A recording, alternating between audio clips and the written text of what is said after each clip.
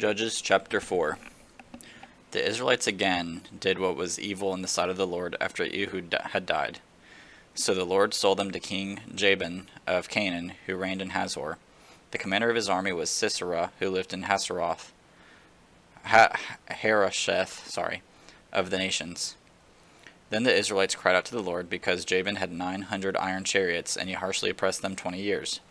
Deborah, a prophetess, and the wife of Lapidoth, was judging Israel at the time.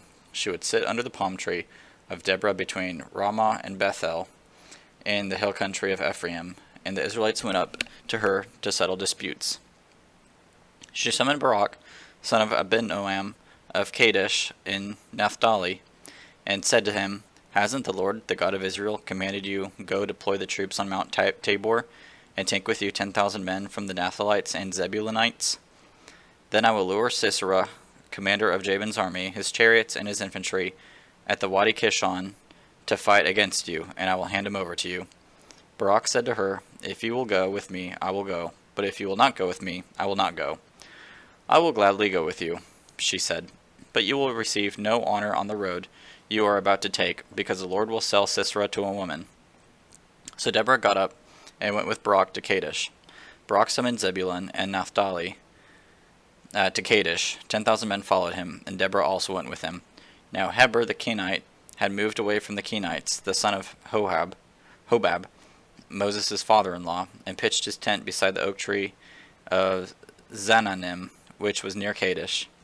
It was reported to Sisera that Barak, son of Abinoam, had gone up Mount Tabor. Sisera summoned all his 900 iron chariots, and all the troops who were fighting with him from Harosheth of the nations to Wadi Kishon. Then Deborah said to Barak, "Go, this is the day the Lord has handed Sisera over to you. Hasn't the Lord gone before you?" So Barak came down from Mount Tabor, with 10,000 men following him. The Lord threw Sisera, all his charioteers, and all his army into a panic before Barak's assault. Sisera left his chariot and fled on foot. Barak pursued the chariots and the army as far as Harosheth of the nations, and the whole army of Sisera fell by sword. Not a single man was left.